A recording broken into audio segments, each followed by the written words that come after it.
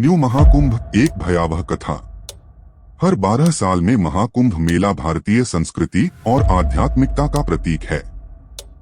करोड़ों श्रद्धालु गंगा, यमुना और पौराणिक सरस्वती के संगम पर इकट्ठा होकर पवित्र स्नान करते हैं। लेकिन 2025 का महाकुंभ, जिसे न्यू महाकुंभ कहा जा रहा था, इतिहास के पन्नों में एक भयानक और रहस्यमय घटना के रूप में दर्ज हो गया। इस महाकुंभ में ऐसी घटनाएं घटीं जिनका न कोई तर्क था और न ही कोई स्पष्ट कारण।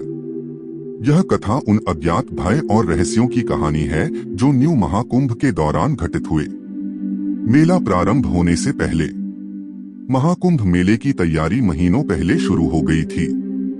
सुरक्षा, सफाई और श्रद्धालुओं के रहने की व्यवस्था बड़े पैमाने पर की जा रही थी। प्रशासन दावा कर रहा था कि यह अब तक का सबसे व्यवस्थित और आधुनिक महाकुंभ होगा। लेकिन मेला शुरू होने से कुछ हफ्ते पहले से ही अजीब घटनाएं होने लगीं। स्थानीय निवासियों ने दावा किया कि रात के समय गंगा के किनारे अजीब आवाजें सुनाई देती थीं। कुछ लोगों ने काले साए देखने की बात भी कही। एक पुराना साधु, जिसे लोग बाबा त्रिकाल कहते थे, गंगा के किनारे बैठकर लगातार चेतावनी दे रहा था, यह महाकुंभ अशुभ है। गंगा मां नाराज हैं। यहाँ कुछ भयानक होने वाला है। लेकिन उनकी बातों को पागलपन कहकर लोग नजरअंदाज कर देते। पहला दिन पवित्र स्नान या अशुभ शुरुआत। महाकुंभ के पहले दिन लाखों श्रद्धालु गंगा में डुबकी लगाने पहुंचे। गंगा के किनारे मंत्रोच्चार और शंखध्वनि की गूंज थी। लेकिन जैसे ही सूरज ढला, माहौल में एक अजीब सा सन्नाटा छा गया। रात में एक युवा महिला, पूजा, अपने पति और बेटे के साथ गंगा के किनारे घूम रही थी। अचानक उसका बेटा पानी की ओर भागा और गायब हो गया। पूजा ने चिल्लाते हुए लोगों को इकट्ठा किया, लेकिन बच्चे का कोई पता नहीं चला। कुछ ने दावा किया कि उन्होंने पानी में एक अजीब आकृति देखी थी, लेकिन कोई इस पर यकीन नहीं कर पाया। अगली सुबह गंगा के किनारे उस बच्चे की एक गुड़िया तैरती हुई मिली, लेकिन बच्चे का कोई नामो निशान नहीं था। दूसरे दिन मेले में एक और हादसा हुआ। एक बड़ा पेड़ जो सैकड़ों साल पुराना था, अचानक गिर पड़ा। इस हादसे में कई लोग घायल हो गए।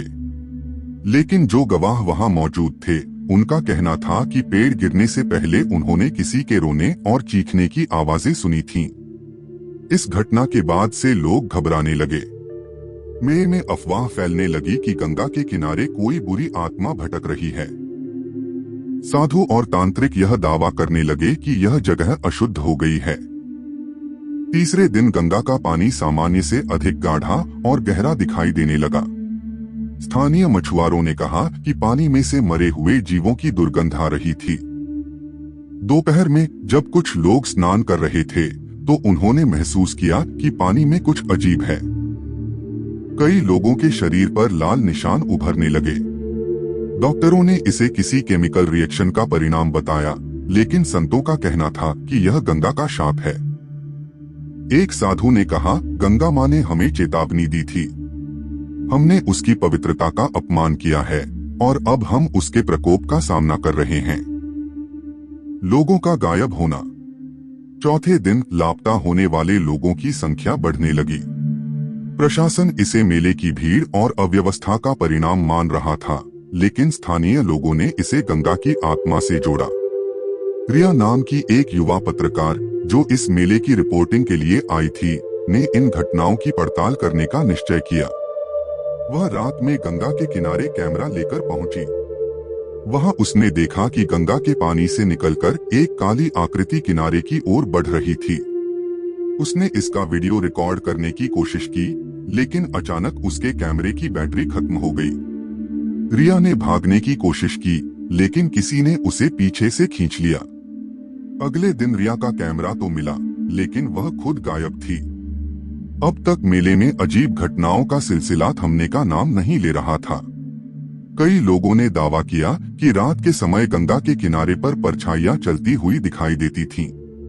कुछ ने कहा कि ये परछाइयां उन लापता लोगों की थीं जो गंगा में समा गए थे।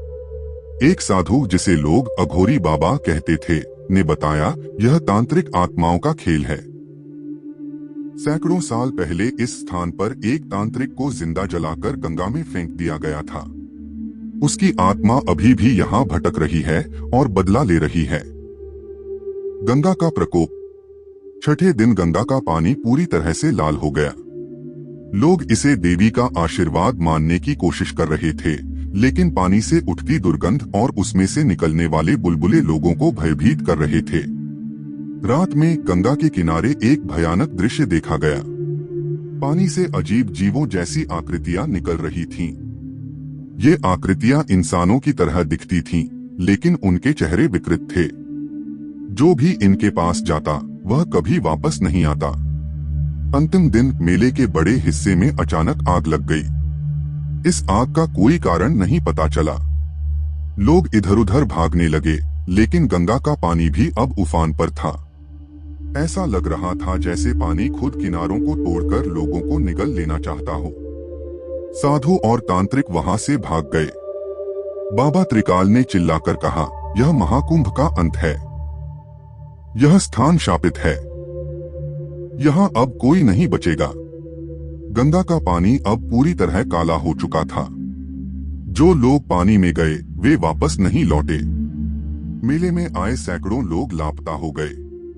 प्रशासन ने इसे प्राकृतिक आपदा कहकर मामला बंद कर दिया। महाकुंभ के समाप्त होने के बाद भी उस स्थान पर कोई नहीं गया। गंगा का पानी धीरे धीरे सामान्य हो गया, लेकिन स्थानीय लोगों का कहना है कि रात के समय वहां अब भी चीखें सुनाई देती हैं। यह घटना इतिहास में न्यू महाकुंभ का शाप के नाम से दर्ज हो गई। आज भी लोग उस जगह का नाम लेने से डरते हैं। ऐसी हॉरर स्टोरी देखने के लिए सब्सक्राइब करें हमारे चैनल स्कूप नेट को।